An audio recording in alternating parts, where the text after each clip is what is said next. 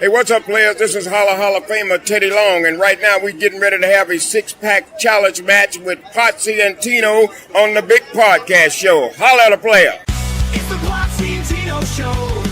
Talk the facts and let opinions blow. Laughs, hot takes, and maybe a rant. Two best buds with a mic and a plan. Ladies and gentlemen, but where are you? Was that a still frame of Teddy Long, and where the fuck did we get that? I just took it off the internet. No, we're gonna get sued. Okay. No, we're not. We actually got his voice. I figured he'd probably want his picture. Right? You say so. We had to pay for the voice, right? So we're gonna steal the picture. I mean, I paid for the voice. So anyways, thank you, Tino, for totally throwing that off the rails right there. I thought that was pretty cool, actually, having the still picture of Teddy Long doing his voice, since I don't have a video of him doing it. Ladies and gentlemen, boys and girls, children of all ages, Pots and Pans Network brings you its tag team champions of the world. The Road Dogg Tino Gray, the badass Rob Potsy Podchak. We are the Potsy and Tino Show. Thank you so much for joining us.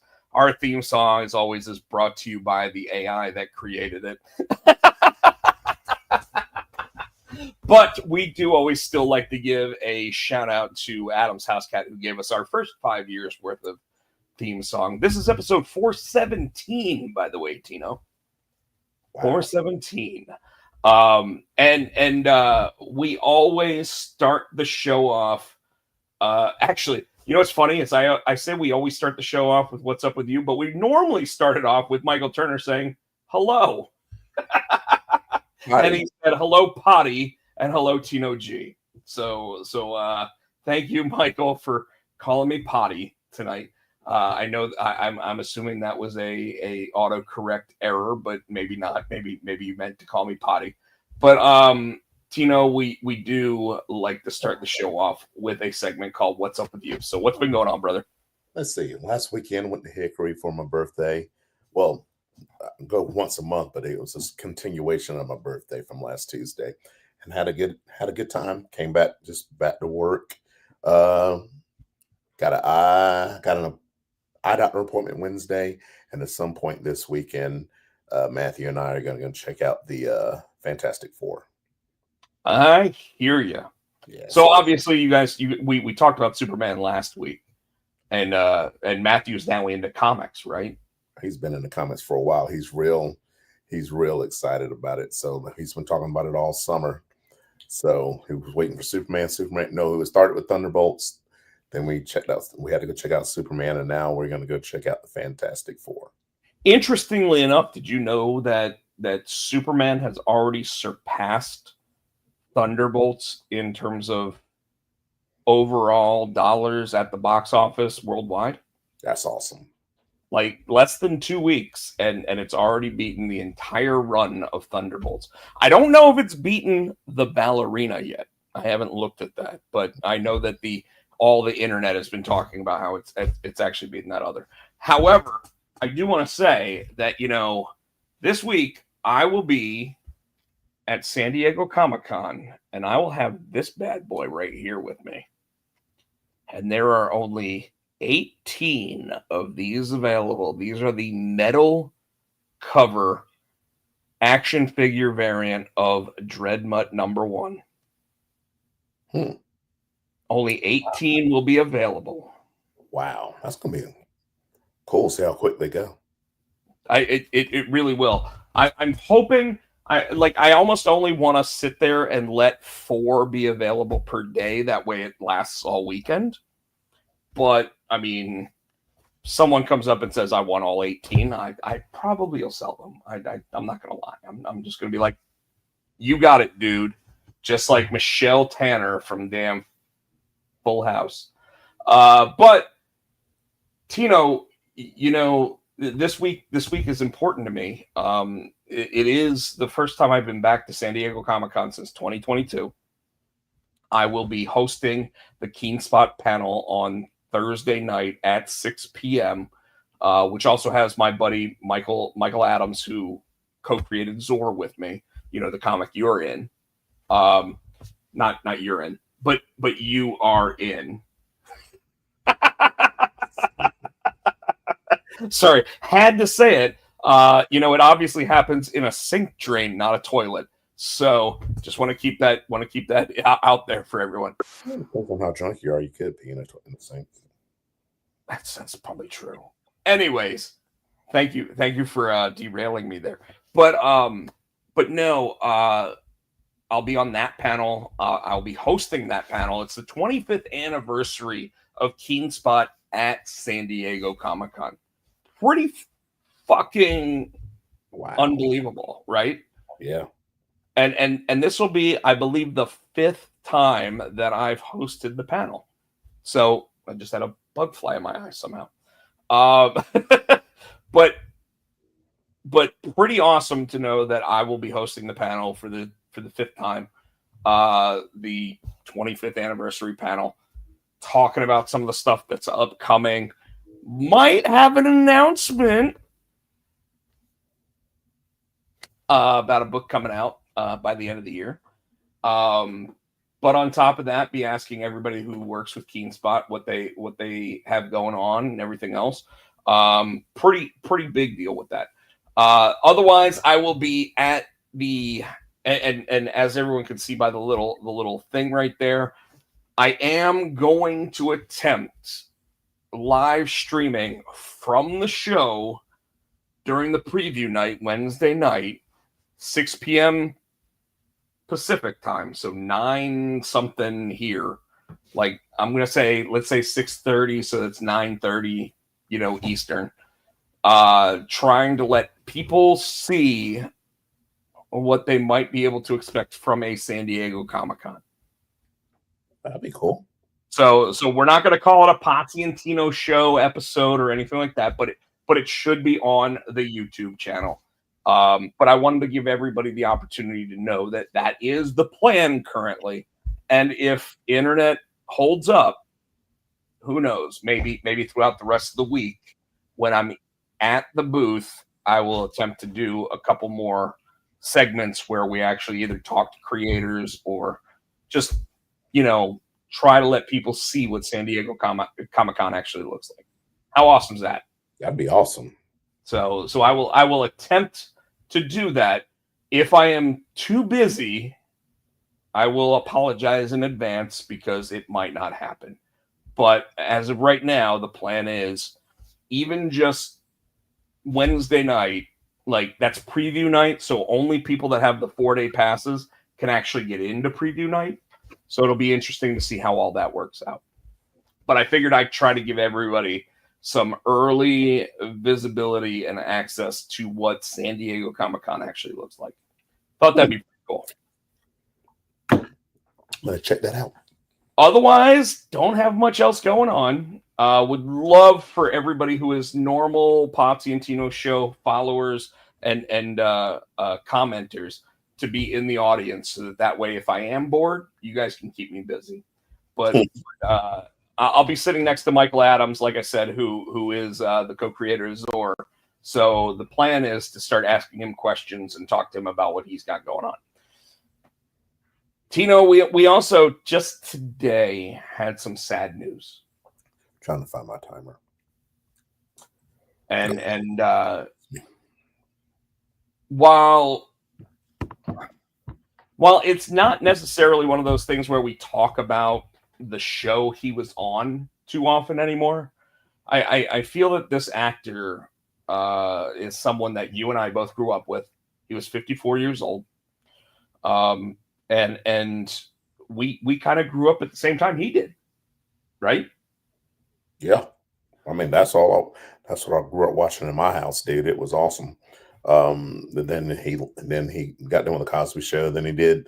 I followed him to Malcolm and Eddie with Eddie Griffin and watched that show. That show was freaking hilarious too. I'll probably go back and see if I can find it so I can binge watch those episodes as well.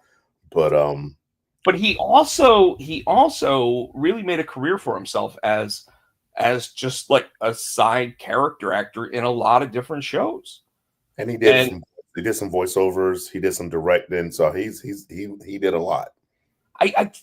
There was something where he was a social worker in the show, and it was a pretty powerful character in my mind. I just can't remember what show it was, but Malcolm Jamal Warner unfortunately passed away. He did a spinoff of a Cosby Show, and then in the later years when he got older, he became a social worker on the show, and I think they tried to do a spinoff of that with him. That might have been what you're thinking. Yeah, maybe. But I know that he played a social worker in a show where it was like the main character. Oh, it was House. He was the social worker on House. I forgot about that. Yeah, and like he did a couple of he did a couple episodes of the Chappelle Show too. He did some cameos on those too, where he was hilarious. And you know that he did those for the same reason that Wayne Brady did, because he was always looked at as super wholesome. Mm-hmm. So they had to have him sit there and just cut up a little bit. And you know what? Like, but unlike the father on that show that we know him from, he kind of kept himself out of the negative spotlight for the entirety of his career. And like I said, working as a social worker in the TV shows really made him seem like even that much more wholesome of a character, right? Yeah. So unfortunately, he was 54. He was on vacation with his family. It was sad. He went out in the water. A wave knocked him out. Took him. Yeah, the wave hit him, and he got in the undercurrent. And then they found him the next day. So he drowned. So he went out like Shad Gaspar. Mm-hmm. Wow. So I don't know if I think Shad went out. He was trying to save his son. I think Malcolm was just out trying to swim in the wave. Well, you're right, because Gaspard actually held his son up and said, "Take my son," and then after that, they came back. They came back to get him, and he was gone. And I don't know if they ever got him. No. So I said they went back to get him, and he wasn't. They couldn't find him. Yeah. So wild. And it's weird. Like he died like that. Now Malcolm died like that. The girl from Glee died like that. She gonna Naya. I'm never getting the ocean again. Yeah, she was. They were out. I think it was a lake, or it was something where it fed into a bigger body of water, and they were on. Like there's just her and her son out on a boat, and I think he went out there and he couldn't get back in, and she was struggling to get him back in, and she got him, and she was in the water trying to do you and a person, so she was too exhausted to pull herself in. So they found him on a boat by himself. Fucking wild. Yeah, so a lot of these people are drunk. So be careful out there, man. Michael Turner said, "Damn, stay out of the water." But yeah, so I got off tangent, but we want to give the 10 bell salute to Malcolm. Not sure if he was a wrestling fan or anything else, but he meant something to our lives. So I think on one of the episodes of the Cosby shows, it had something to do with he was watching wrestling or went to a wrestling show or something. So we'll say he was. 10 seconds. Here we go.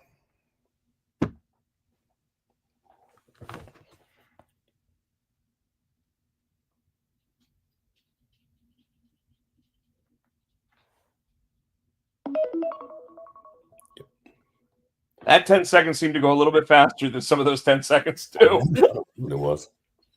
At the same time, Tino, we typically talk about our weekly TV and movie watching. I know that you already said that next week you and Matthew plan on going to see Fantastic Four. I'm hoping, by the way, with me being in San Diego, that Marvel Movies is going to bring like that drone show where they actually have like the drones doing Galactus over San Diego. I'm hoping they do that while I'm there, because that would be really cool to see. Because they did that when they announced the movie. They I guess it was D23, which is Disney's big insider thing that they do. But they actually had like a drone show where the drones all created Galactus and the Silver Surfer and all this other stuff. So and like right now, the Marvel movie people aren't supposed to be at Comic-Con. And yet, how are they not supposed to be at Comic-Con when the biggest movie they launch all year is going to happen that week? Yeah, something will happen. So what's been on your watch list? So still finishing up. I'm on the last season of Bernie Mac. I think I texted you the other day that Stone Stone Cold. Cold Steve Austin. Austin. So Bernie Mac's nephew joined the wrestling team. So what it is I don't know if you ever watched Bernie Mac where he sits in the room, he's talking to America, and they'll have like the guests sit to the side. So Stone Cold wasn't like in the episode. Stone Cold was kind of like sitting in the den with him. He was, what do you think, Stone Cold? Stone Cold would like talk to him. But at the end, they did some bloopers where Stone Cold's like, all right, I'm gonna show you this move. And he goes and put him in his sleeper. Like as soon as he grabs him, the kid goes, oh, and falls on the ground. Well, I told you when I saw the $1 Million Man actually having a photo op with somebody at GalaxyCon the one year. He's sitting there and he gets asked, can you put me in the $1 Million Dream? And he said, sure. So he's got the guy in the hold, and the wife is fiddling around with the camera, and he goes, I don't mean to alarm you, miss, but if you don't hurry up, he's going to be out here in a second. What made it fun about these blues, like Stone, he would like he just have his arms. He wouldn't even have it locked in. As soon as he like just put his arms to the kid, go. And just That's hilarious. It was be fun. Stone Cold's reactions like, "Damn, I didn't even lock it in." It was funny. So even funnier. So I watched that, and now Matthew has gotten Nicole hooked on right now. She's watching the first what is it, Daredevil, not the one that just came out, the one that came out years ago. So she's watching that, and she's into that one. So I've been watching that with her, and I stumbled they went back to HBO Max. I stumbled they did a documentary with Pee Wee Herman, Paul Rubens, before he died, and it's interesting. I think it's a two-parter, or when I watched it, they had two parts. The first one was like almost like an hour and a half, so I kind of watched that, and it was weird to see. It pretty much went through his life and how he grew up and how he came up with the Pee Wee Herman persona, and how he was trying to be a serious actor and they wasn't really going anywhere. And somebody said, "Hey, you're funny. Why don't you do this?"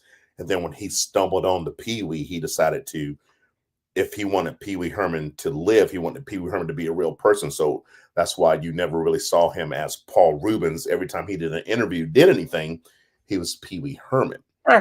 Yeah. But he didn't really do the voice. What you also didn't realize was, did you know that Pee Wee Herman, Paul Rubens, was gay? I did actually know that. I did not know that. And it's like when he went to Cal State and did that, he was in a relationship, and then he's like, I was in that relationship and I realized I wasn't going anywhere because I was pouring into that, and I needed to take care of me. So he broke it off with that dude, and that's how. And then he decided, well, I'm gonna box that up and never. And yeah, that was one of the. I haven't even watched that documentary, but I guess I'd heard enough about that documentary to where like you realize that Paul Rubens really had to sacrifice quite a bit to be Pee Wee Herman, and when all of a sudden like the porn incident and all this other stuff happened. Hadn't hit that. Yeah, I think that's probably the next one. We'll touch on that one. But yeah, but like just in general, like the whole idea of how much he had to box up and how much he had to actually sacrifice to be able to get to where he thought he wanted to be, and like so many people get to be famous by being themselves, and he had to be famous by being someone else. Mm-hmm. And it's pretty ridiculous when you think about it, because it meant that like everybody would always look at him and go, do the Pee Wee Herman. And like I can't imagine what that would feel like.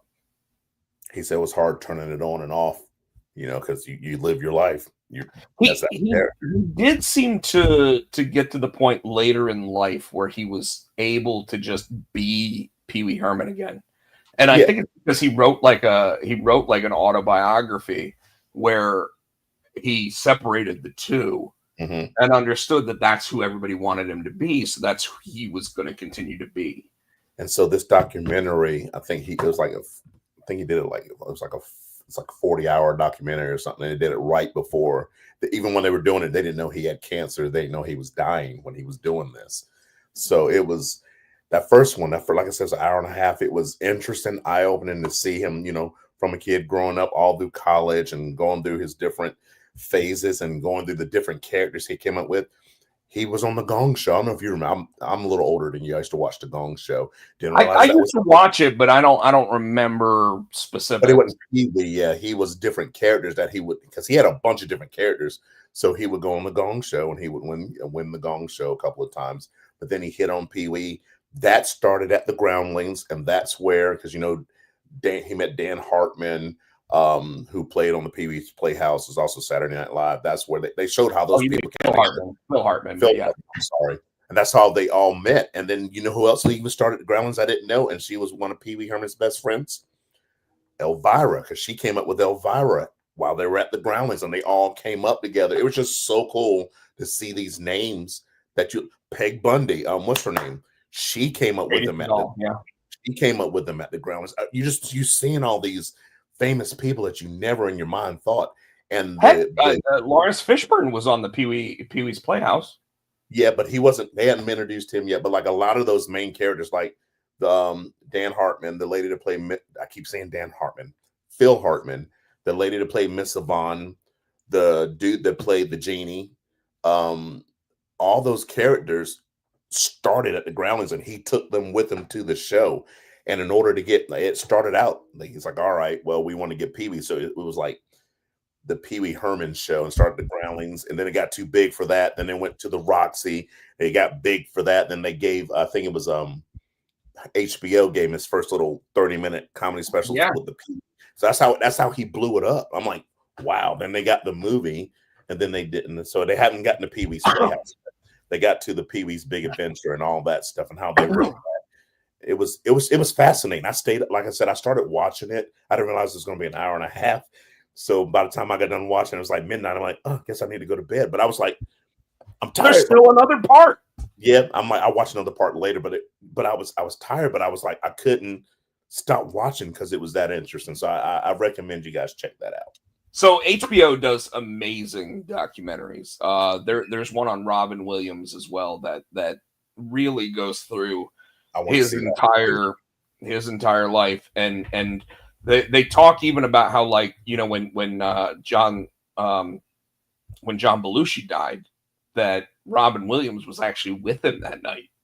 Wow. And how it affected Robin Williams for the rest of his career, and how he was, just a massively depressed individual. And a recovering alcoholic through the entire thing. That's why I always talk about, there was that last show that he did where Sarah Michelle Gellar played his daughter, and they were like an advertising agency group. And there was an episode where he was playing beer pong against this like fraternity, and every time they would miss the shot or whatever, they made Sarah Michelle drink instead of him because he was an alcoholic. And in that show, every time they celebrated a success, they'd go out to the bar, and anytime you looked at Robin Williams' hand, he always just had a Coke in his hand, never had an actual drink. So it was that much of a trigger that all the way at the end of his career and the end of his life, unfortunately, that it was one of those things where like it affected him that much to where he knew even faking it could set him off and trigger him to do more. So, but the documentary that HBO did about him, fucking tremendous. It's absolutely incredible. So you're watching that. Anything else? Not at the moment. Like I said, I really trying to keep up with wrestling and so much. And then it's so much that I'm like, what happened this week? I don't remember. It's just like bam, bam, bam, bam, bam. Well, I know you sat there and said, hey, let's try to this week. And we might be able to, because I don't really remember all that much that happened this week. I'm gonna probably remember bits and pieces, but I do want to touch on Michael Turner said that he's watching SmackDown on Friday and Raw is coming in September, Raleigh in September.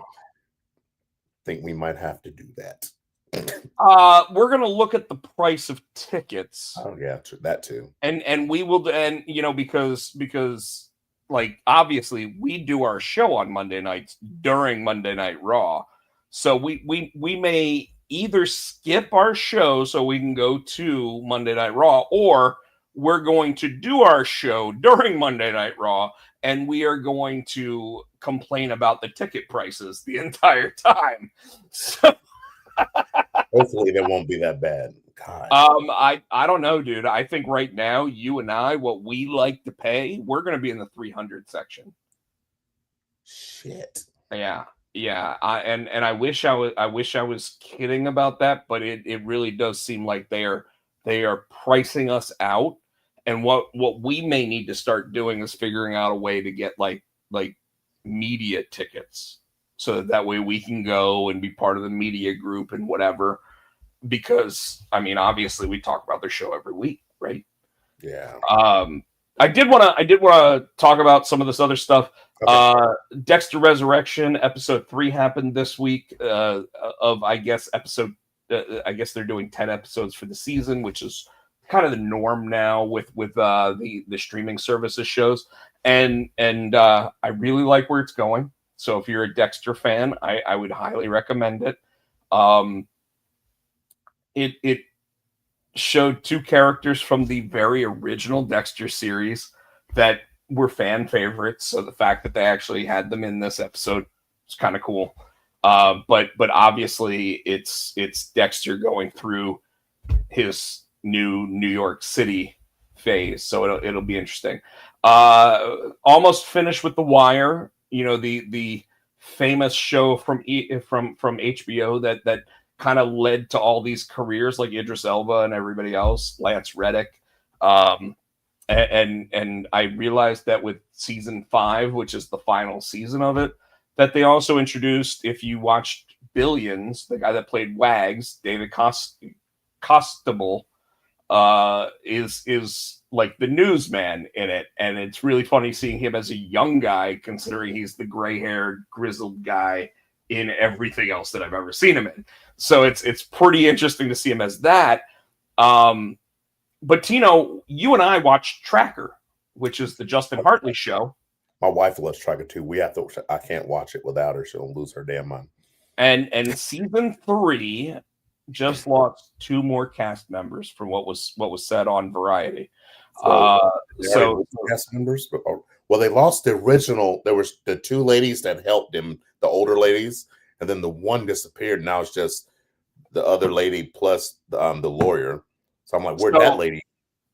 So we're dead. So remember how Bobby only showed up for like 5 or 6 episodes last season? Yeah, because his cousin that played on Legacy was there all the time. So Bobby's gone for good. So Bobby is no longer on the show, from what I'm reading. What was going on with him when he was like intermittent, and now why is he gone now? They didn't say. You know what? I hope it was trying to introduce the cousin to make sure that we accepted the cousin, right? Right. But Bobby is out. I don't know why, and so is the gray-haired lady.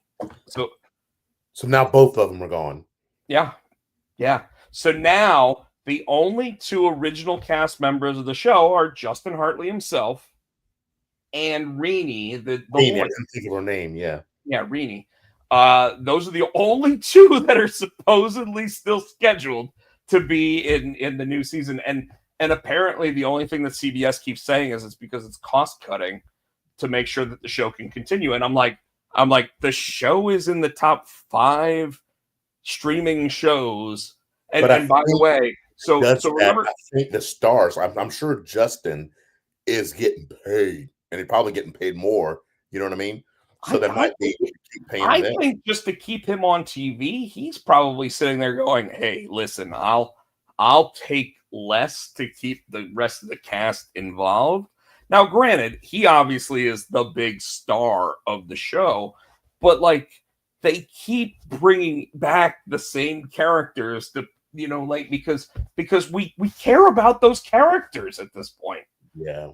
I find it interesting, but I do think that like, based on just, I don't know, I get this vibe that the Justin Hartley man himself, not the character he plays or anybody else, but I feel like with him being an executive producer and getting a cut from the back end anyway, he probably takes less per episode to keep more people involved.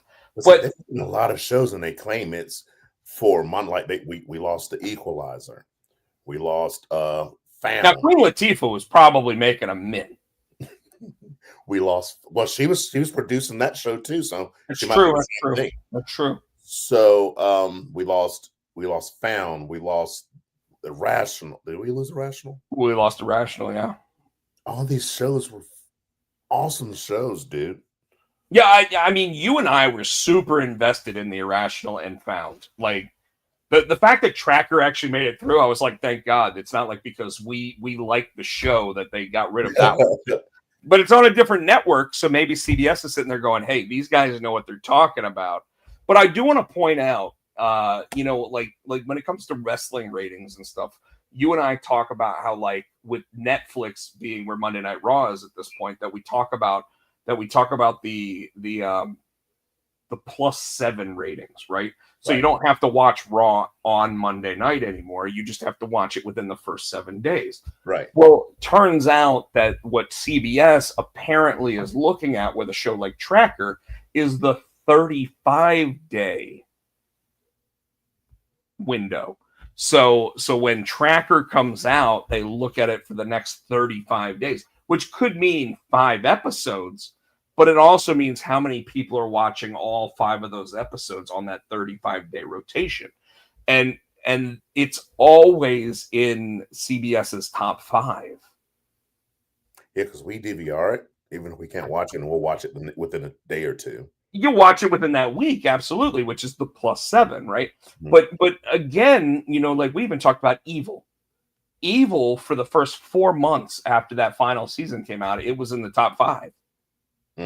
It kept showing, and it made people think, well, maybe this show does have, a lifeline on Netflix or something else.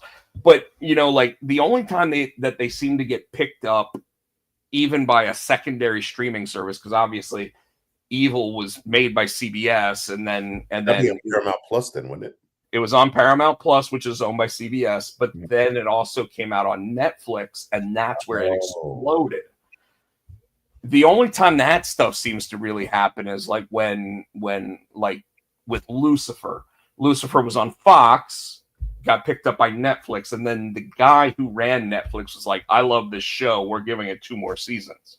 And then suddenly we had 2 more seasons. I gotta go back and start watching that one again, because I did like that one. Also, we go back to movies just real quick. I watched Heads of State with John Cena. I watched it. Oh my God. And I was like, going to wait for Nicole, and I think when I came to your house to watch the wrestling, she watched it that day. She goes, I already watched it. I'm like, well, fuck. So I just went back and watched it. Dude, Cena and Idris Elba had me about to piss my pants. Dude, they have, you know what? I joked that they're now the new Rock and Kevin Hart. Like, because this is the second movie they've done together. But I can see them because they did the Suicide Squad. That's right. Yeah. And I could now see the two of them doing 6 or 7 more movies, including a sequel to Heads of State. That movie, dude, was hilarious. It was dumb as shit, but I laughed my ass off. That's why it was so funny. It's like that one and the one that he did with Jackie Chan. The same thing. That was dumb as shit. But I didn't really like the Jackie Chan one with John Cena. Yeah. Which, by the way, I think was the movie that The Rock actually got John Cena to do, because The Rock said no.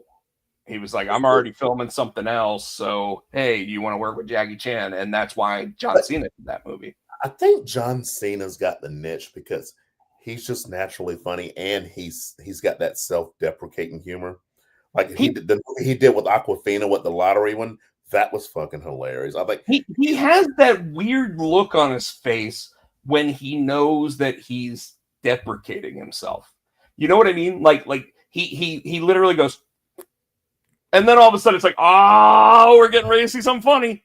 You know what I mean? Like, and the movie he did with Little Rel, the what was it, The Neighbors, the when they go or Vacation Buddies or something, whatever that was. Vacation Friends or Vacation Buddies. Yes, and they did a sequel to that one. Yeah, that movie was hilarious. So he's on a roll right now. So, well, and it's funny because when you watch movies like that, you know that he's getting typecast, but he's getting typecast in the right type of typecasting.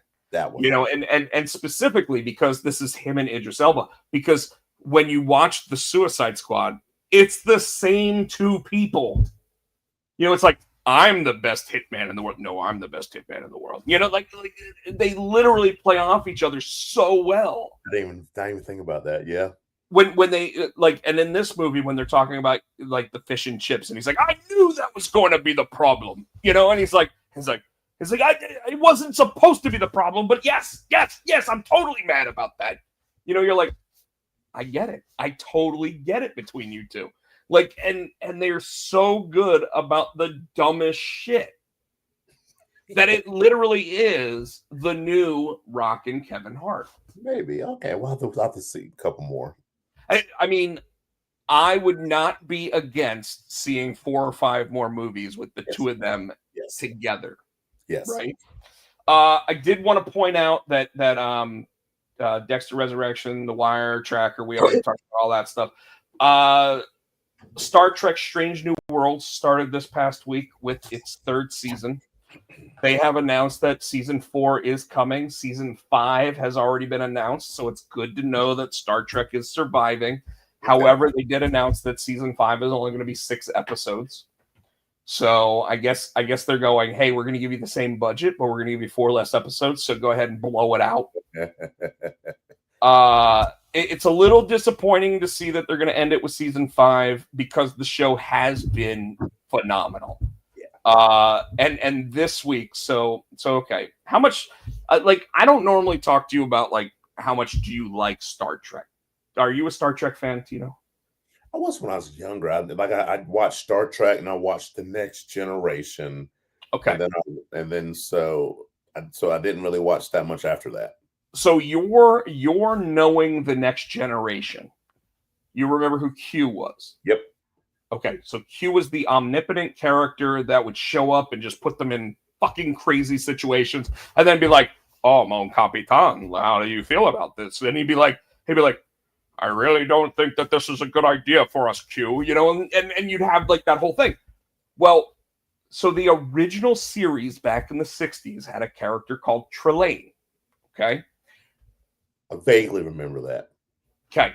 Trelane was a character that had omnipotent powers that would put the team through a really weird situation. So he's the original Q. So everybody always tended to believe that wouldn't it be cool if Trelane was a Q? So they did a Trelane episode of Strange New Worlds in season 3, episode 2, where he basically gave Spock exactly what Spock wanted in his life. You want to marry Nurse Chapel? We're going to have your wedding again with Nurse Chapel, even though Nurse Chapel is with another guy at the beginning of the episode, right? So snaps his fingers, the world changes. They wake up next to each other, and suddenly Spock is part of this world, right? And has to then figure out, oh, this isn't right, something's wrong, and this isn't the way it's supposed to be. But the wedding planner is Trelane. Okay? They never say him by name, which allows the continued history of the original series when Trelane shows up to say that that's not necessary, like they don't remember him because he never said his name. Okay.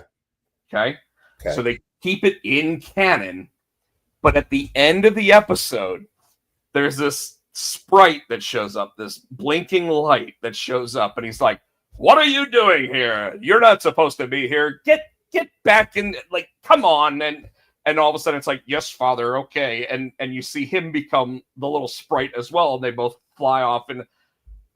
And wouldn't you know it, that the father sprite is voiced by none other than the guy that played Q for the last 30 years. That is fucking phenomenal.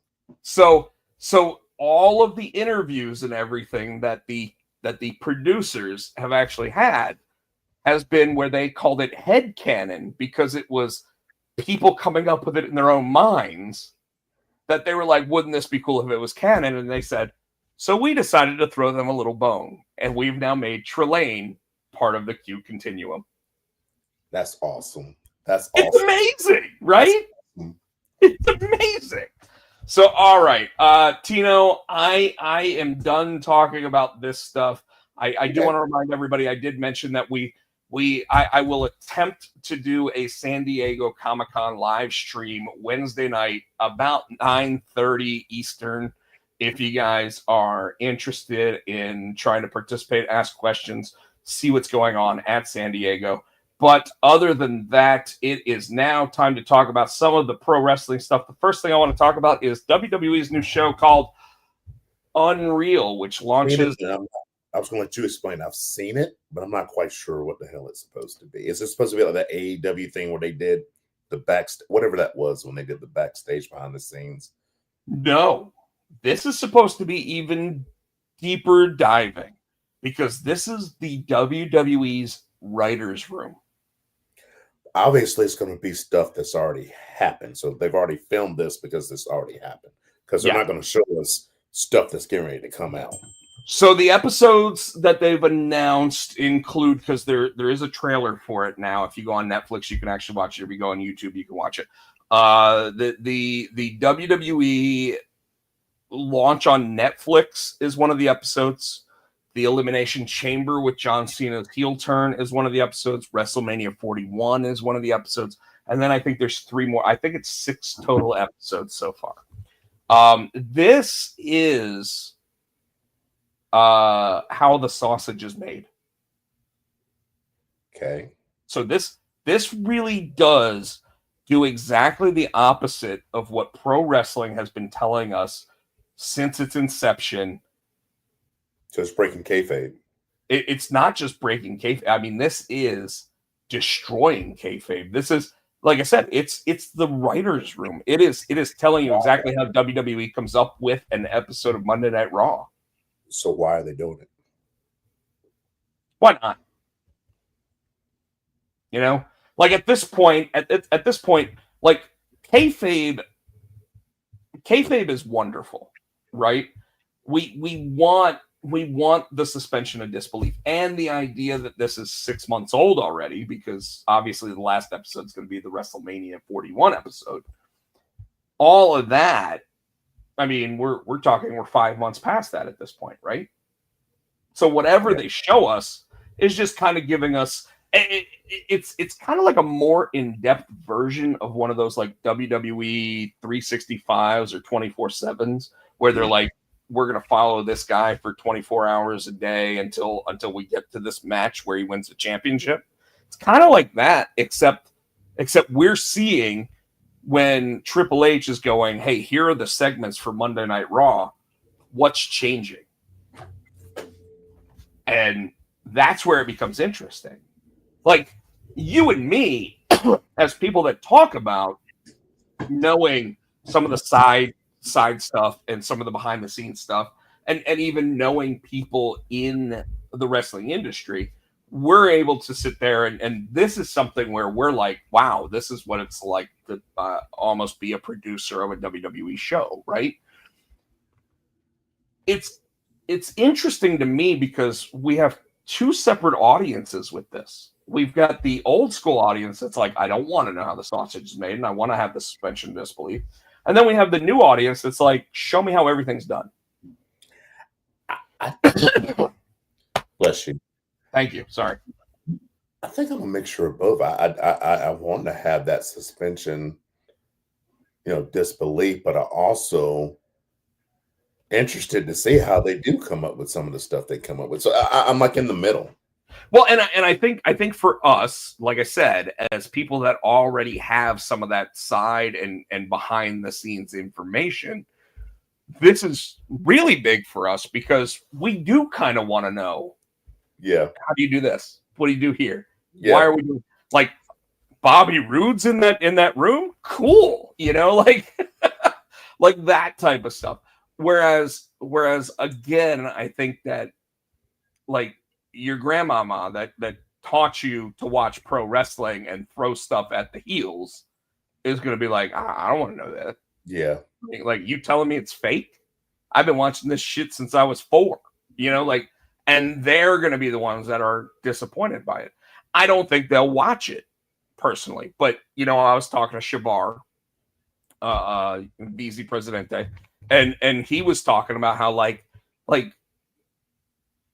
how are they going to use it? Because I almost see it being something where a couple weeks after those episodes come out, Drew McIntyre is going to come out on TV and he's going to sit there and say something like, I heard Punk talking about me like this.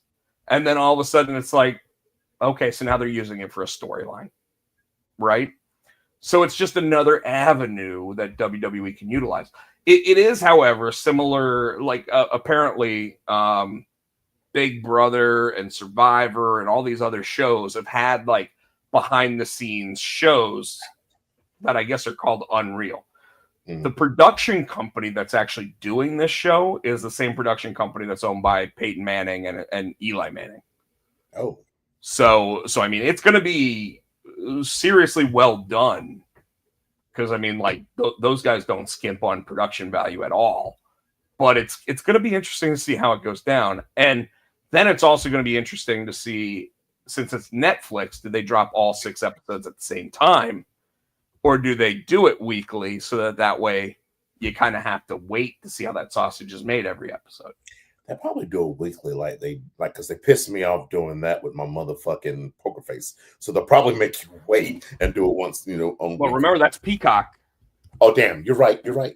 So I since it's Netflix has never been like that. They've always dropped everything all at once. So it's going to be pretty interesting on the 29th to see whether or not they drop all of it at once. I guess I'll be binge watching something. So, Tino, do you want to talk about the shows and anything that you liked or didn't like about them? Or do you want to talk about the other stuff going on in the industry? Let's talk about that stuff. Because like I said, I don't think nothing really sticks out to me. So here we go. Here's a tough one. Marcus Buff Bagwell. When you sent me that, I was like, oh. Prayers go out to his family. Like, there's no other way to say it.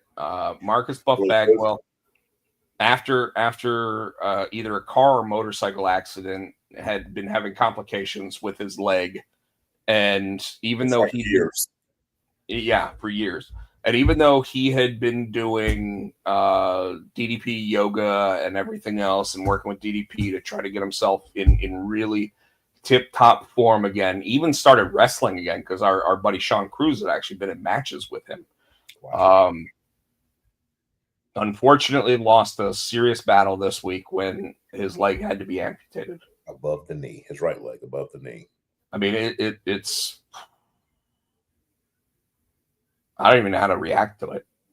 And who knows, he might, and I'm not saying this to be funny, he could pull a Zach Gowen. Maybe he can wrestle with a prosthetic. You know what I'm saying? Who knows? Or do you think he's too old? I don't want to say too old, but you know what I mean? I don't think he was wrestling recently. Okay. I thought he was trying to get himself. I thought he was just trying to get himself in decent health. Now, granted, I do know that he had been sober for quite a while. Well, yeah, DDP got him clean. Yeah. And maybe it just was one of those things where he finally was like, we've exhausted all other options, right? So this is a tough one. I always talk, Tino. I always talk about how one of my favorite WCW tag teams, and people hate me for this, but one of my favorite WCW tag teams was Vicious and Delicious. and it was Big Scott Norton and Buff Bagwell. And, you know, he'd be like, I'm Buff and I'm the stuff. And then Scott Norton would just walk up behind him and be like, yeah. I like when he tagged with I liked him and Scott Steiner together. Absolutely. Like when they joined the NWO and Buff and Scott Steiner became a tag team, I mean, that was like, it rejuvenated Scott Steiner's career. And I'm not even going to say it didn't rejuvenate Buff Bagwell's career. Like Buff Bagwell was American males before that. They played off each other well. That chemistry, I think that's why I liked it so much. Those two together, they were hilarious when they needed to be. They were vicious when they needed to be. They were just a good tag team. I enjoyed that tag team. Yeah, and you know, there's like, can't really talk about Buff Bagwell without mentioning like some of the more sordid stuff that he did in his career. Yeah. Like obviously at one point he felt like he got talked into being a gigolo. He obviously was, when he originally came up, everybody was basically saying he was a Chippendales dancer. I think he was actually a Chippendales dancer who became a pro wrestler. But you know, I mean, I feel for the man knowing what he lost there. So didn't they do a Dark Side of the Ring with him? I think I remember watching that. Yeah, about him growing up and just his parents. He grew up. They had money, so he was spoiled. So he got cars and he got just dad. And he kept getting into trouble, so they finally cut him off. And then it was like, well, what do I do now? Yeah. And I want to point out that the Dark Side of the Ring episodes where they feature a specific wrestler almost always ended with like the heartfelt, oh, they're working on their lives and they're coming back up now. And with Buff, it really was that way. I mean, like I said, he was working with DDP and everything else. And maybe his mindset was that, hey, the pain I'm going through, if I don't do this now, I'm not going to, like, I know I'm going to slip back into that. I don't know how he thought. I just know that it's pretty sad to hear about. Yeah. Yeah. So even Michael says sad to see that about Buff Bagwell. Another surgery information. Kevin Owens finally went and underwent successful neck surgery. Obviously, Kevin Owens went. I mean, when you work for the WWE, you get the best possible treatment, right? So, rumor is that he was at the James Andrews Surgical Institute in Birmingham, Alabama, which is where Raw took place last week. And it seems like he's on the road to recovery. This does not, however, mean that he is on the road to a return to the ring. You know, if you watch the Cody Rhodes podcast with Kevin Owens, amazing episode, by the way. I want to point out that most of those episodes are like 35 minutes long, and his episode was an hour and a half. Wow. Yeah. But, you know, when he was on that show, he had actually started talking about how, like, you know, everybody that talks about needing that neck surgery always seems to have complications beforehand. And he, on the show, did you watch the podcast? I haven't. I need to go back and watch it. So he talks about, and I don't want to ruin it for you, but he talks about how, like, he didn't have any of those complications. I mean, and we're talking, he went through that match at the Royal Rumble where we were all like, he's trying to kill himself. Mm-hmm. He did that. He got done that match. He then went in for an MRI, and they were like, yeah, we finally found out what's wrong with your back and your neck. And he was like, oh shit. Right. And he went 6 months because they were like, hey, we're going to let it try to heal as much as it can because you want to have it at a good spot before you have the surgery. Right. So he went 6 months without being able to wrestle or anything else. And then when he did Cody's podcast, he was like, yeah, like 2 days ago is when it started to hurt. Oh shit. And he's like, so I didn't have any of those issues. I was doing things like going to Disney World with my kids. I was doing this. I was doing that. I was doing all that stuff. And now, so he finally underwent the surgery, and all signs point to a success and a recovery coming up. Again, just for fans of the Potsy and Tino show, I do want to point out that does not mean a return to the ring. Right now, I think Big E had a successful surgery, and Big E never had surgery. I thought he did. My bad. No, Big E never did the surgery, and I think that's why Big E's never been cleared to wrestle, because he can't get a surgeon to sit there and say, yes, you're good. With Kevin Owens, though, I want to point out, though, that minimum time for recovery for this, where we're talking up near the top, which is from the way I understand it, it's almost like what Tyson Kidd went through, where Tyson Kidd ended up having fusion surgery up towards the top. And if that's the case, that's you never know whether or not you're going to have success to come back. Like, you don't know if the healing is actually going to be exactly what you need it to be. But minimum time frame is a year. Yeah. So a year from July. So if we're going to see Kevin Owens in a wrestling ring, and obviously people heal differently, they heal faster, they heal slower, whatever. Minimum, I would say, is SummerSlam next year, and I would not count on it. I would say Royal Rumble the following year. WrestleMania the following. Now, at the same time, we're talking about pro wrestling, Tino. So, is Seth Rollins' injury a fake? I don't want to say it's a fake. I think he did tweak his knee, but I don't think it's as bad as they're putting it out to be. I think he can come back sooner. He'll be back sooner rather than later. I don't think it's going to be surgery. I think probably needs to ice it. I think he tweaked it, sprained it. If he did hurt it and he did need surgery, this is a guy that obviously the last time this happened, we talked about it. We were the only show out there that talked about when he was going to show back up, and did. There are rumors that he is not nearly as hurt as everybody would lead to believe, and this is meant to actually be something that has him cash in at SummerSlam.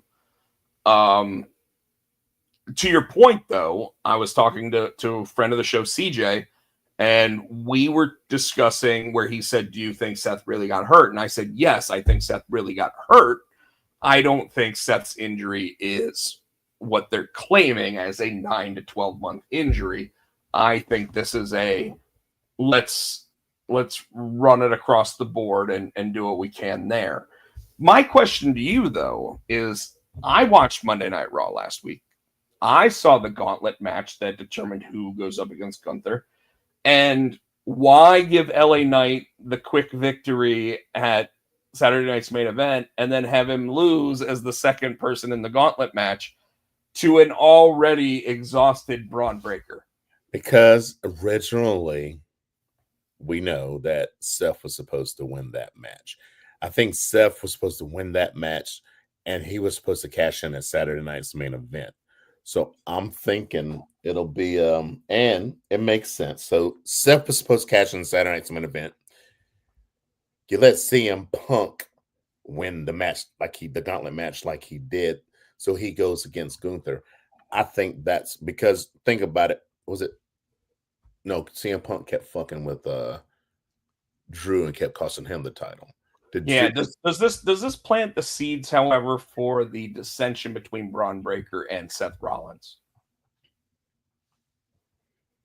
Yeah, because I already said I think that Braun Breaker is going to take over that group. We talked about it last week, and they'll probably bring somebody else up now to be the muscle. Well, and I told you the perfect option there is to bring Obafemi up and make him the number 3 guy in that group, because I don't care who you are. You got Braun Breaker, you got Bronson Reed, and you got Obafemi, and you don't need nobody else. Yeah. So do you keep Braun does have decent mic skills, but I think they probably need to keep Heyman with them. I don't think they need to put Heyman back with Seth.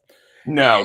And obviously, like Heyman has already said that if he's not working with Roman Reigns, he wants to work with Braun Breaker.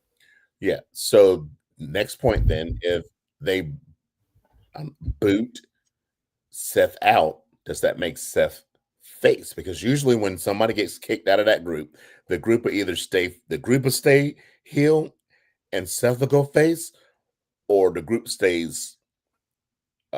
goes face and Seth is heel. You know what I mean? Stays heel. I mean, we all know that even though Paul Heyman probably loved his time as a babyface for that 6 months that he had it, like he's a heel. Yeah, but then you got Seth. No, there's no way in hell they're gonna boo CM Punk. So then we got that face against face when Seth goes to cash in, right? No, because I think when Seth cashes in, it's still going to be he's part of that group. He won't get kicked out of that group until later. Gotcha. Like I'm thinking it's Seth Rollins versus Braun Breaker at the earliest at WrestleMania. Gotcha. You know, and I think that he kind of goes, ha, ha, ha, ha, ha, look what I did. I was the architect of this whole scheme, blah, blah, blah. And he's got the championship. And the whole time you just see Braun Breaker going,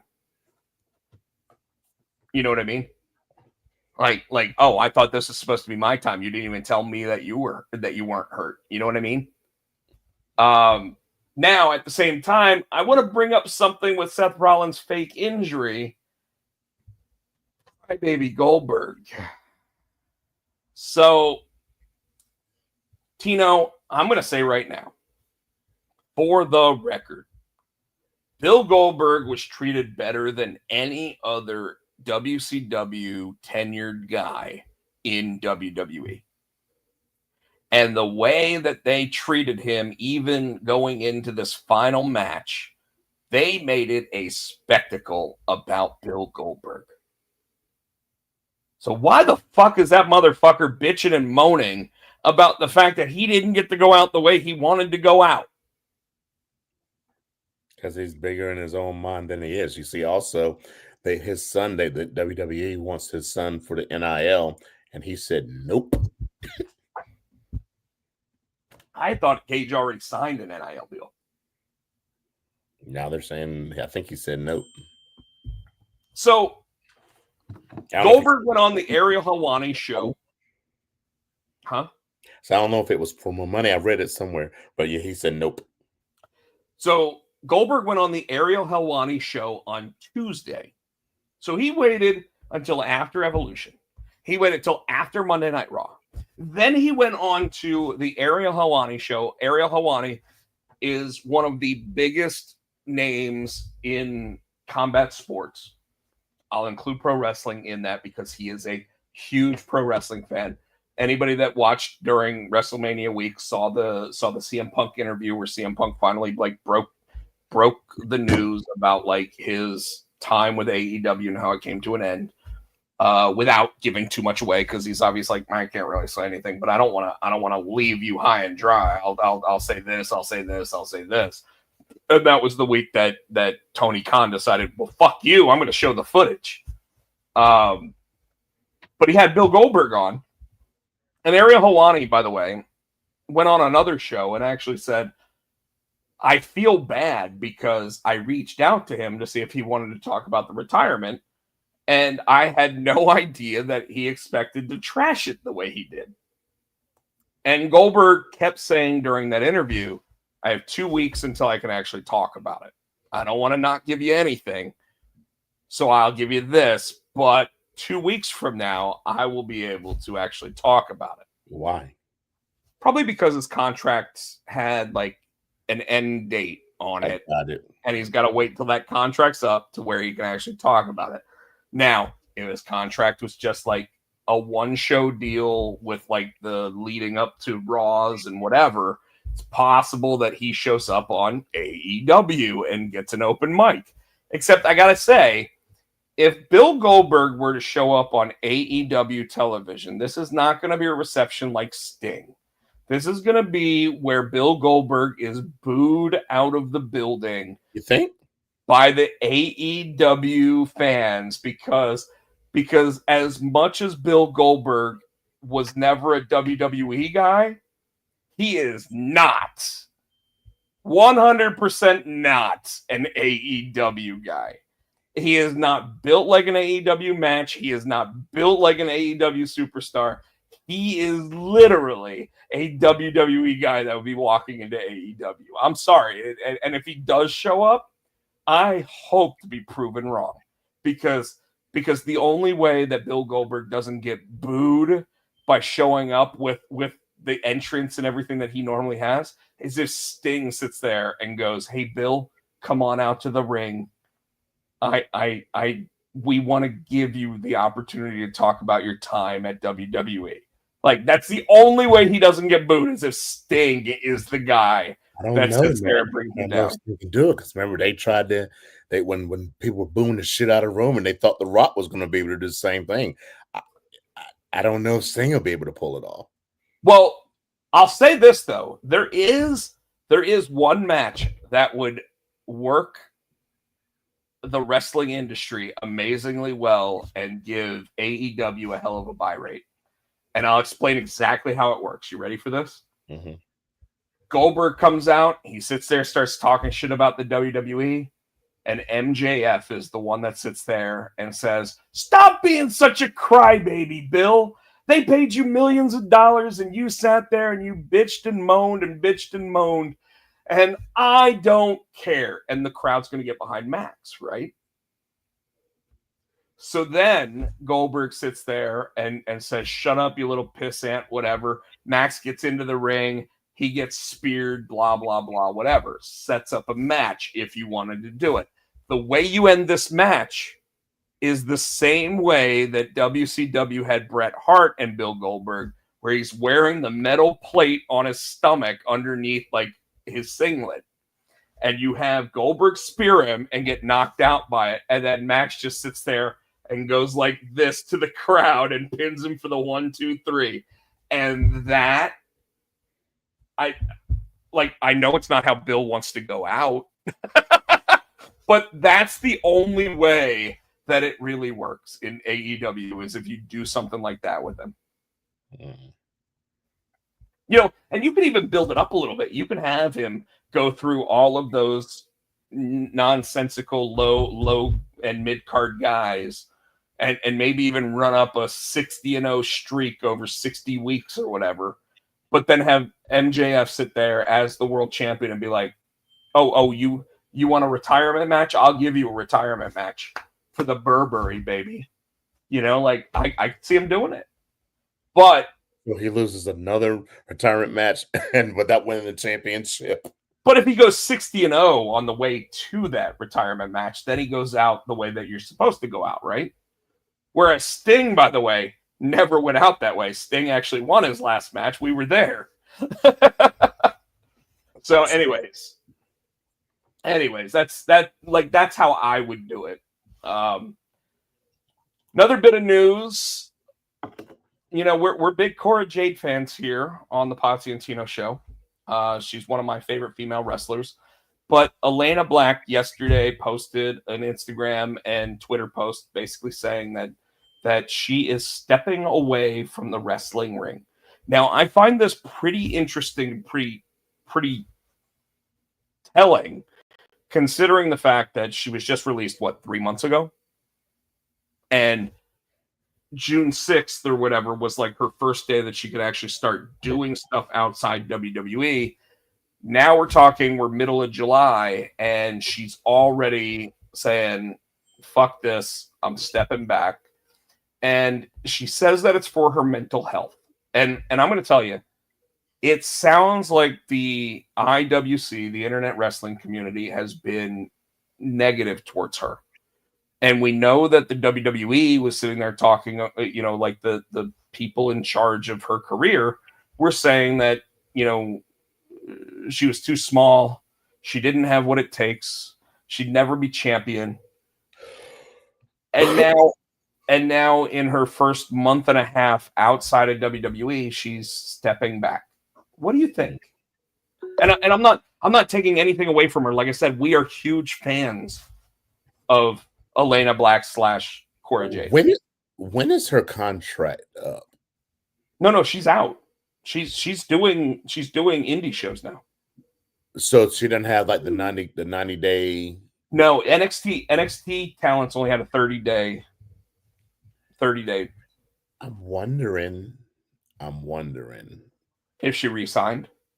that, or she's going to AEW and she's just, this is the swerve.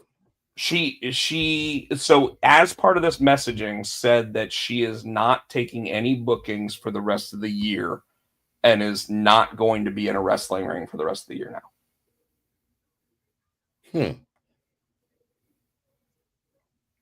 I don't know. And again, she said it's for her mental health, which again, with as mean and as evil as some sons of bitches are on the internet, I don't blame her for wanting to take the time away. In fact, I probably would have said before she started taking the bookings initially that I would have taken the time away to reset myself and then come back with the right headset.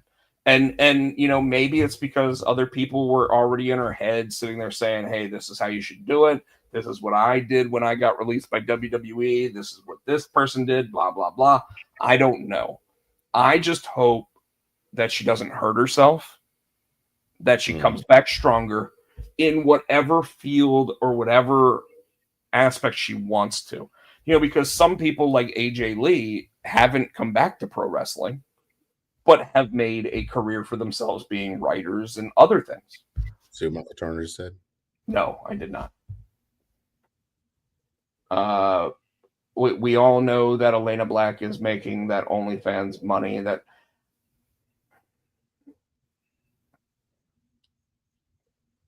She did collaborations with other people. However, based on anything that I've seen, it hasn't been risque. It's been her in bathing suits.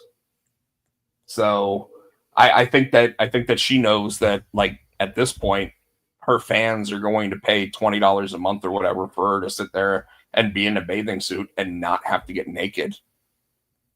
It's true. People throw out lots more money than that for other people on the internet. But no, Tino, you work in a field of trying to make sure that, you are a counselor, right? So like degree. Like if someone is the right person to actually talk to and ask about this, I think you're the right person to actually be able to comment on it. Well, I think a lot of it too. So, and I don't want to analyze anybody, but you got to think about it too. When first of all, you're going into NXT and you got all these, of course, women are, and it's women, they're catty and they're like, they're picky about what you look like this, you look like this. We've already said she left, she got hurt, she came back, she had enhancements, right?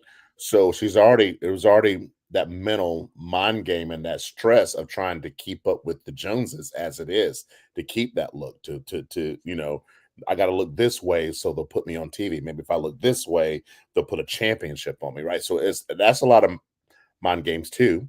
So I'm sure you got talking about the women talking behind her backstage at NXT. Then, like you said, you got the internet community talking shit about her. That plays, no matter how hard or you or how walls you put up to make it like it doesn't bother you, no, that shit bothers you, right? So we all have insecurities. We all have things, that we don't want to show bother us, but it does, right? And it's okay. It's okay to be human. Yes. It's okay to take the step back. It's okay to get your mind right. It's okay to sit there and go, I'm not in love with this anymore. Yeah. It's okay for all of those things. It's okay to go talk to someone. It's okay but I think it's very smart that she is aware of it and she knows, hey, I'm going to snap if I don't chill, right? I gotta. Well, I gotta. and not even necessarily snap. Here. Yeah, not even necessarily snap though. But Well, you know what I mean. Not snap. I you know don't what I mean? I don't want to hurt myself Yes, that's what I meant. by You know, you continuing to don't. do something I don't love. Yes, Because we all know that if a pro wrestler isn't giving 100%, they're more likely to injure themselves. and you're not happy with yourself, so you're not really, you know. And I'm sure there too. I don't want to say perfectionist, but you know, you have to be at a certain level. It'll be interesting because I know that originally she was signed up. And Michael, we don't think that you're saying anything negative. We know that yes, she has money coming in based on the fact that she did start it. Yeah. However, we don't know. Maybe this means she's taking time away from everything. But even doing things something you love to do. I had to, because years ago, I was playing 5 nights a week, Wednesday, Thursday, Friday, Saturday, and I just got burnt out. I got burnt out to the point where I didn't have a life, you know, and that I stopped pretty much doing all that when around time Matthew was born. But I missed out on a lot of, because I was out of town doing stuff. I missed out on some Haley stuff, right? So I didn't want to miss out. I didn't want to miss out anymore. You know, that's for my mental thing. That's why I slowed down a lot. You know, I'll say right now, Ward, the former other host of the show before you came on, sat there one day and just said, I don't really feel like doing it anymore. And I pivoted and I was like, hey, Tino, we've talked about it. You want to do it? And you were like, sure. And we've now done it 417 episodes. I mean, crazy to even think about. I mean, we're now in year like 7 of this shit, right? But you're absolutely right. I mean, like Roman Reigns level. I mean, yes. Hulk Hogan championship level. No, sorry. Not to mention though that like when I worked at GameStop, like I know that there was at least one manager I would call every 6 months or so, and I'd be like, why do we do this anymore? He left. 6 months later, I left. You know, but we were both there almost 15 years. You know, like I said, it's okay to fall out of love with something. It's okay to fall out of love with your partner. It's just you shouldn't cheat each other with it. You know, figure it out. Be adults. You know, separate on amicable and mutual terms. Like whatever. I'm not saying that people should get divorces. I'm just saying that if that is the case, there's no reason to stay together. And even because you have kids isn't the right reason to stay together. It's a reason to stay together. It's not the right reason to stay together. Yeah. So we applaud her for. I think it's a huge thing in her own human development and mental development and mental acuity to sit there and be able to see that she doesn't love it like she did. And you know what? The only thing I can say other than that is that it's interesting that she's seeing this shortly after the release from WWE, because I wonder if the WWE saw it before she did. Good point. You know what I mean? Like, and if not, maybe they saw like the writing on the wall with it. And they told her, hey, you're not in the right headspace. Maybe you should get that checked. Maybe you should do this. And maybe she said, no, I'm good. And then a month and a half later, she's sitting there going, then she's not going, I don't know what that was. That was your end, not mine. Hit something. Something came up on. I don't know what that was. But so TNA this week had a massive pay-per-view event, Slammiversary. So I'm sure one of those is Tricks. I'm assuming he kept his title. I don't remember. Somebody going against AC Jane is now the TNA Impact She's two belt- Knockouts champion. She's two because that was going title for title. So she's got both belts. So she's Impact. Yeah, they were. I think JC Jane because they're going title for title. So whoever won that match has both titles. So you're saying JC Jane is the NXT Women's and the TNA Knockout Champion. She has 2 belts now. She is JC 2 belts. Yes. And all right. This is what I worried about.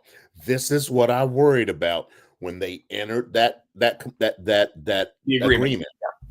TNA was going to get the shit out of the stick.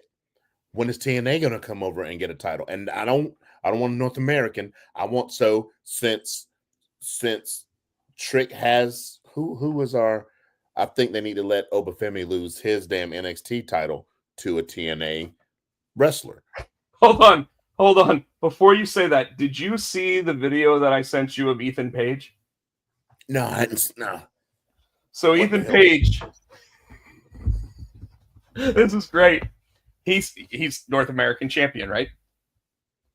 He sat there on Chris Van Vliet, and he sat there and said, "You know, I don't want to push things too far here or anything, Chris, but I'm going to say right now, Obafemi is NXT champion, but I'm the North American champion, right?" And he's like, "Yeah," and he goes, "So I just want to point out that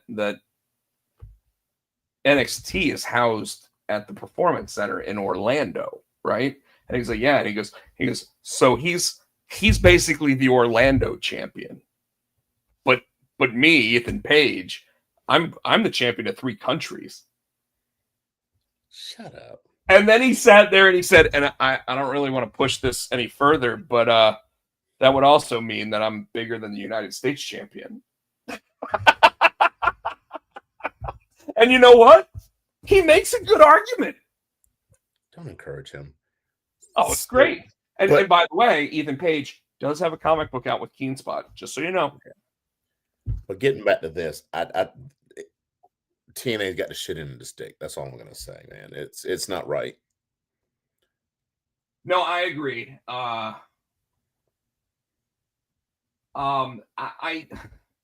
really thought that Trick was gonna lose his title to Mike Santana, and then they didn't pull the trigger on that. Yeah.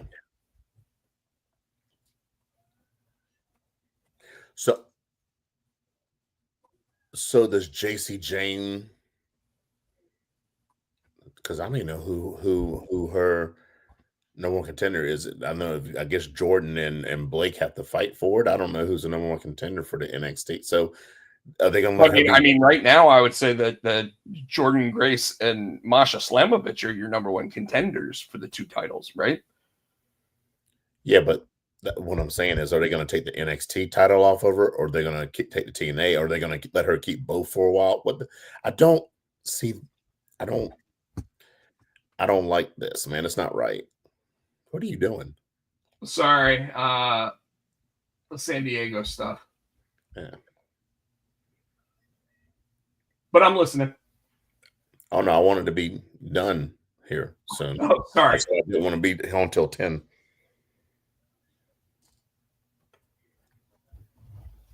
All right, I'm back. So, what do you think? I mean, the good news is it means that we have to pay attention to Tuesday night, right? We have to pay attention to Thursday night now. I was really thinking that Slammiversary was going to be the time for TNA to announce a new television deal, and they didn't do it. I thought that they were going to announce AJ Styles as a TNA Hall of Famer member, and they didn't do it. I mean, why are we going to announce a television deal when both your fucking titles are on another company? Well, I mean, there are a lot of people that think that TNA already is purchased by WWE. And they're just not announcing the deal, or TKO, and they're just not announcing the deal until they can, because they want to keep them off of Netflix, because they want to have the the bigger reach. I don't know. The weird thing to me, okay, let me ask you, and the weird thing to me with all of this is that people like Tommy Dreamer, who work behind the scenes at TNA, are saying how good of a deal this is for TNA, but now both of their top championships are WWE wrestlers. Now, granted, that does mean, and remember, it's WWE's broadcast television show. So, I mean, it's on every TV in the country because it's CW is a Sinclair company, right? No, it's not. It's not. Sorry. But it, I mean, it's. But how's that working for them? I'm like, yes, you got. So your two main titles on WWE. Everybody's watching WWE has, and I don't watch the numbers like you do. Has TNA numbers picked up? Well, I can tell you this: NXT numbers when TNA talent is on NXT pickup. So that's I would assume that means that even if people aren't watching TNA Impact the way that they want them to, they are still seeing more social interactions from it. I still think they got the shit out of the stick. I agree. I am 100% in agreement with you on that one. I don't know how they were able to sit there and like have Shawn Michaels sit there and swindle them out of this. Because I would have thought that if you're going to have JC Jane win the TNA Women's Championship or Impact Knockouts Championship, that Trick would lose the Impact Championship. I like, to me, that just made sense. Unless they do something Tuesday and it gets switched on Tuesday. I think you're right. I think at this point they either need to sit there and like start a storyline where JC Jane sits there and says, "I'm Impact forever, and I'm under Impact contract now," or they need to have Obafemi lose his title to like Mike Santana. Or Trick have some kind of rematch and Santana comes back and he loses. I wouldn't have, like, at this point, I wouldn't have the TNA championship on NXT because that still looks like it's NXT wrestlers getting the one up, even if they lose. No, I'm saying Santana comes, beats Trick for that belt, and takes it back to TNA. Well, no, but I agree. My issue with that is that you're still basically saying we're doing it on WWE television. Yeah. So that's why I would have like Mike Santana sit there and say, "I don't even want the TNA championship. Obafemi, I'm coming for you." Well, they just started this whole Obafemi, Josh Briggs, and the other dude thing. What if all of a sudden they make it a four-way? And Mike Santana or Joe Hendry or somebody from TNA ends up. How that makes sense right now. It doesn't, but neither did Trick Williams holding on to this belt through a pay-per-view. Yeah. You know, like the only reason why TNA is sitting there saying this is a good deal for them at this point is because they're getting paid. Yeah. Like their championships are on NXT television now, which is good for them. Don't get me wrong. The problem is that they're held by WWE contracted wrestlers. And you and I were both wondering how this was going to work because we knew it was going to happen. But how is this any better or any worse than when Kenny Omega held the TNA championship? I guess they figure AEW isn't as big as WWE, TKO, I guess. I think WWE's paying them. I think that's the difference. I think that there was a handshake deal with AEW and WWE is paying them. Yeah. It's got to be. It's the only possible explanation there. All right. I'm looking to see if there's anything else. I think that's all we were. That was everything that I had listed. There wasn't anything from any of the shows that you wanted to mention. Real quick, I wanted to talk about AEW because obviously they had their big pay-per-view last week, and Wednesday night was kind of the reset, right? Mm-hmm. Like it was, hey, we reset everything on the pay-per-view, we gave everybody what they wanted, and now what do we do? A bunch of 8-man matches. Shit the bed. You know what? I'm not even going to say that. I'm going to say that all of the matches delivered. I think that all the matches were excellent. We still don't know what's going on with the EVP shit. Well, we know that Matt and Nick aren't anymore. And by the way, that was a lot of fun. It was nice seeing them get shit on. I still want to know. They threw that out there, so okay. Swerve and Will won. Now what? Well, where's Will? Obviously, he got beat down. Yeah. So. Yeah, I didn't like that they immediately went right back to John Moxley sitting there choking somebody with a chain outside the ring. Oh, this is what you like. No, it's not. I didn't like it. I didn't like it when they did it to you. I don't Still don't like it. Yeah. Stop trying to murder people on live fucking television. What the fuck is wrong with you? You're a grown ass man. He's gonna fuck around and kill somebody or break somebody's neck. Something's gonna go wrong. I don't. He's being sued. Yeah, the son of a bitch is being sued. They need to stop before something happens. Like worse. Yeah. They need to stop. We already see all these injuries in both WWE and AEW. Like this isn't fun. I was kind of hoping that, I don't know, maybe they're gonna keep it off another week. I was kind of hoping we'd have a response from Christian Cage this week or Adam Copeland, when we didn't. We had Wayne talking shit, Nick Wayne talking shit. So, but we still hadn't heard anything. They just showed a clip of.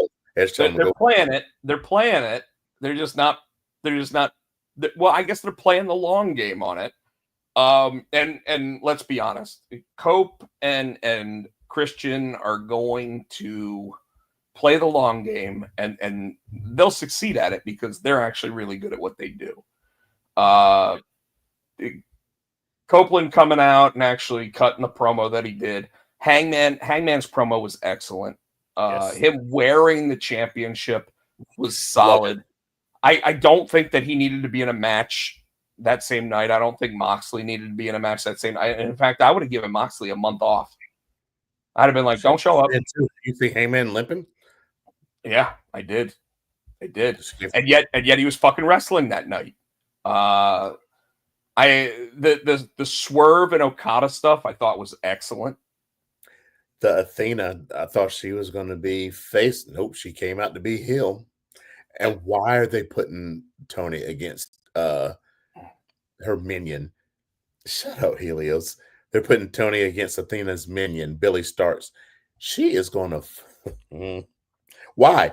It's one of those. We know who's going to win. That's going to be a squash ass match, unless Athena comes down. Which she will. But AEW doesn't really have squash matches. They always make it go 20 minutes, and then you're sitting there going, why wasn't it a squash match? Or at least that's what I'm thinking. I sit there and wonder all the time, why isn't the Hurt Business squashing Jet Speed? Okay, so again, they're not. That's not suspending my disbelief. There's no way Billy Starks can beat Tony Storm. So you're gonna drag it out just for her to lose. Okay. I agree with you. And see, that's my problem. Is that it's not going to be a squash and it's going to be a drag out, and I'm going to be like, that's 20 minutes. I could have fast forwarded. They might surprise them. They might do something good, but she's not going to win. But I hope they just at least tell a good story. I saw that Murder Files. Michael Turner, that might be one of the funniest things you've ever written. They're gonna start showing AEW on ID. The true crime, unsolved mysteries, the John Moxley story. Files. Michael, that literally may be the funniest thing you've ever written on here. And I love your brother, so I want to point that out. Again, you're right, and this has been an argument that I've had with AEW for a while. Like I know that when WWE brought up Braun Strowman, right? They sat there and they were like, "Hey, squash matches, 2-on-1 squash matches, 3-on-1 squash matches." I'm fine with that. He's a monster. That's okay. Well, they did it with Keith Lee too. Those bigger guys. Yes. Yeah. Absolutely. But then you sit there and you go, Bobby Lashley and Shelton and when we watched those two guys in that triple threat tag team match, I sat there and I told you Shelton Benjamin's almost Bobby Lashley sized now. Like, and I those two are just far and away better specimens of human genetics than anybody else on the AEW roster. And yet it took them 30 minutes to get through that match, and it took Maxwell Jacob Freeman actually like involving himself. Why is that the case? I think they were selling. I mean, they were big men, but they were selling because Jet Speed was quicker, and I understood what they were doing. I understood, right? So yeah, they were getting their power stuff in, but you also have to give Jet Speed the. Except that Shelton Benjamin can do the speed shit too.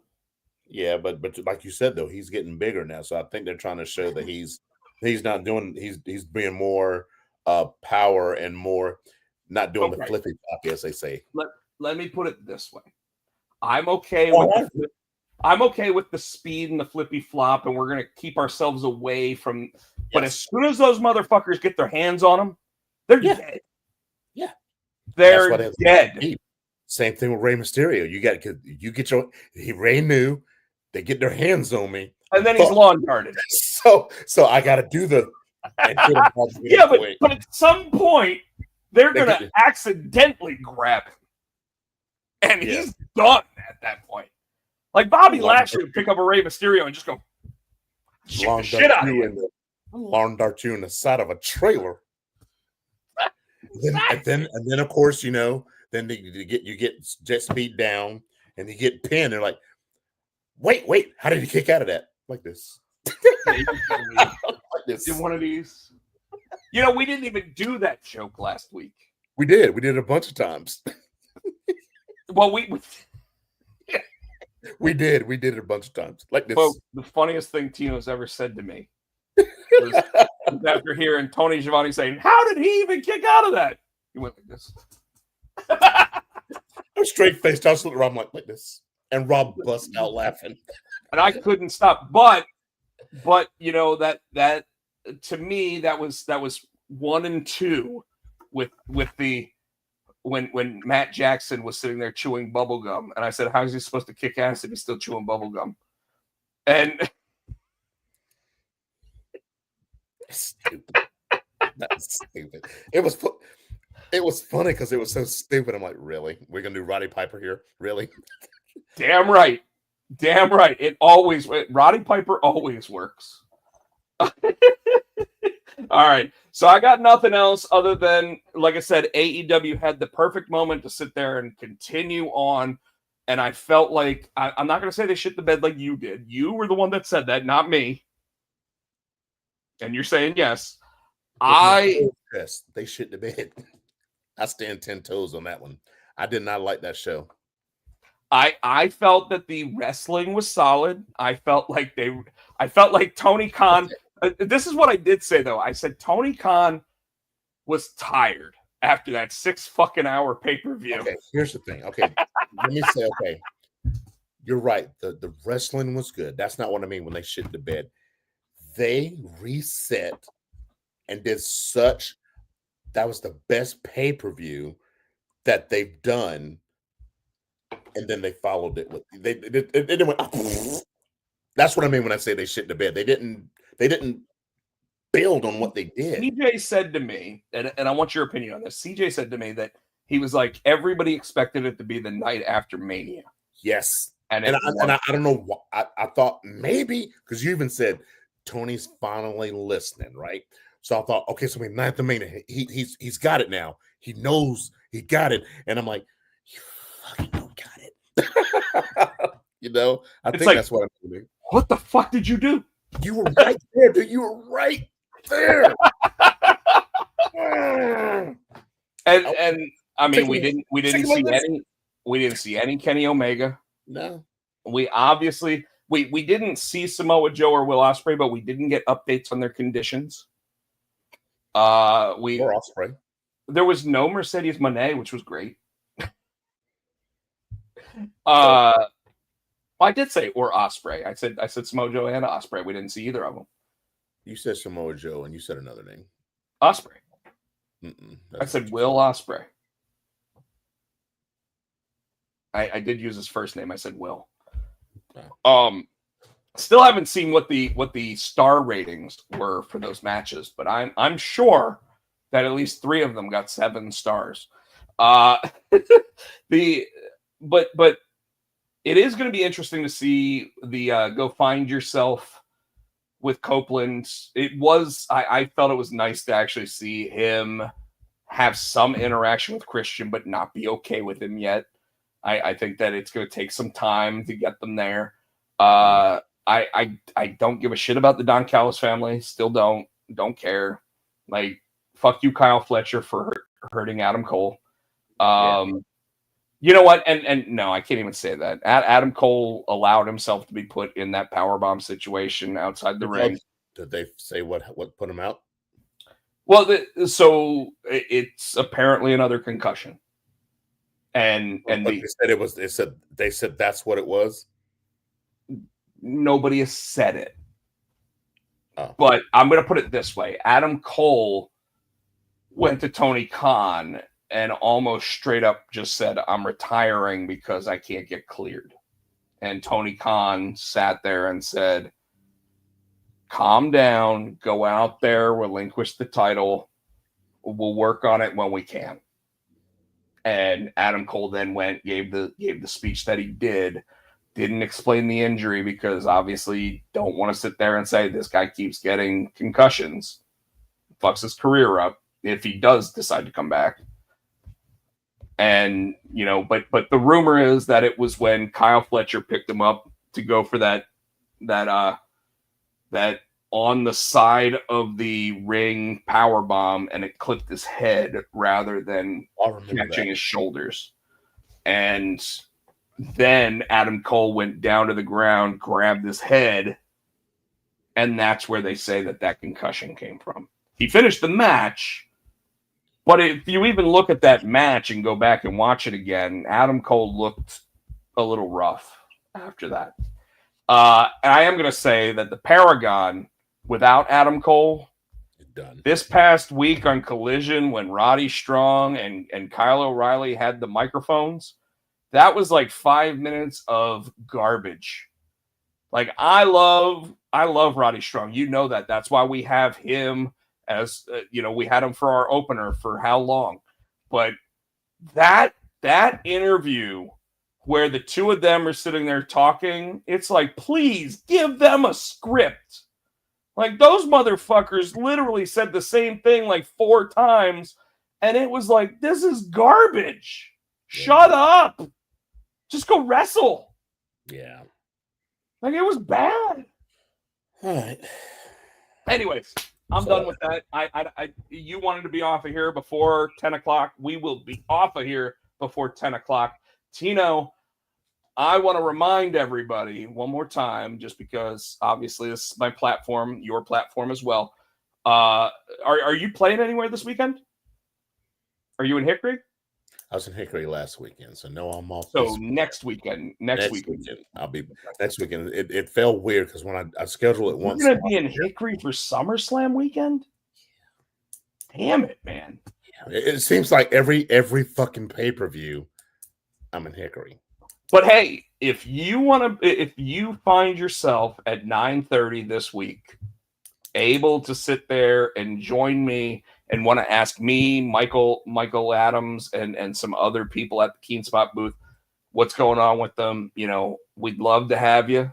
But the plan is, as long as the internet service works at San Diego Comic-Con, that I will probably pull up either my phone or I'm even thinking about bringing my laptop to the show to actually live stream 9:30 Eastern. It'd be 6:30 at at Comic-Con time. And by the way, that means that we will be there from 6:30 until the show ends on Wednesday night at 9 o'clock their time, so midnight here.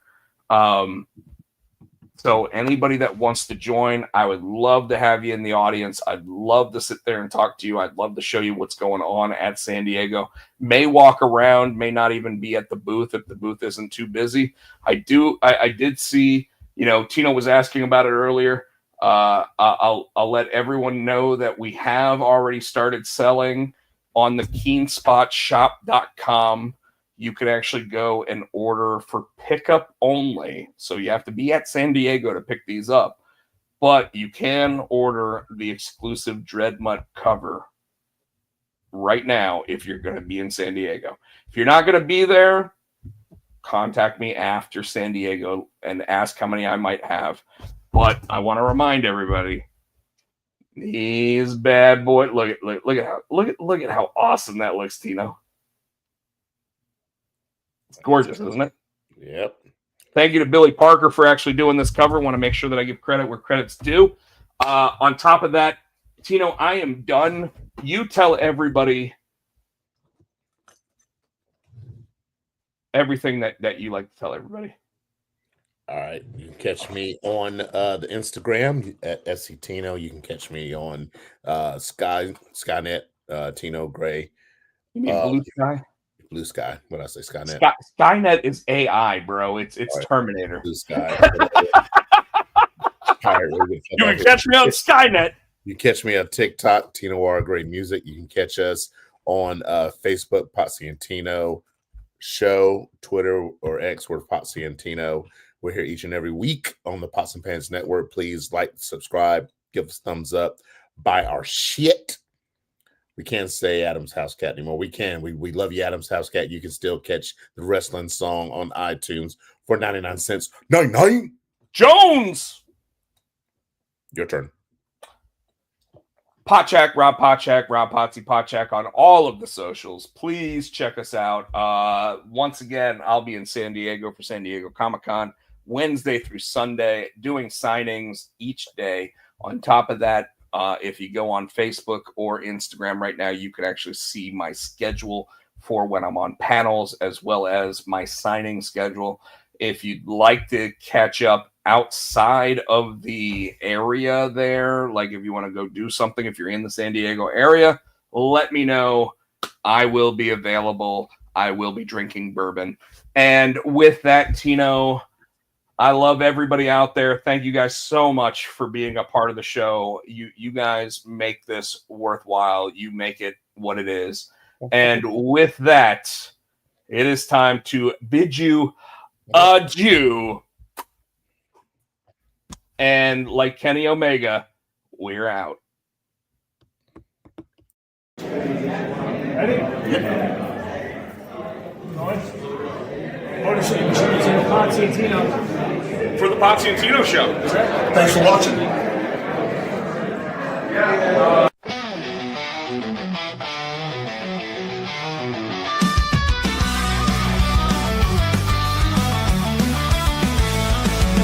Monday night, it's time to go. Turn on the screen with the good time shows. Wrestling life and who knows what. If it's cool or weird, they're talking it up. It's the Potsy and Tino show. Drop the facts and let opinions blow. Laughs, hot takes, and maybe a rant. Two best buds with a mic and a plan. From the square circle to the comic racks, they're throwing chairs and spitting facts like they had eight. They'll likely be late. Grab a drink and speculate.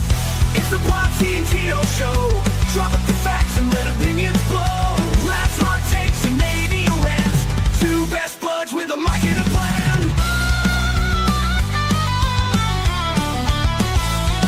From the square circle to the comic racks, they're throwing chairs and spitting facts like that it ain't. They'll likely be late. Grab a drink and speculate. It's the Potsy and Tino show. Breaking it down with the pop culture glow. News, reviews, and a story or two. You never know what they're gonna do. So comment, subscribe, and like. It's time to roll with Potsy and Tino.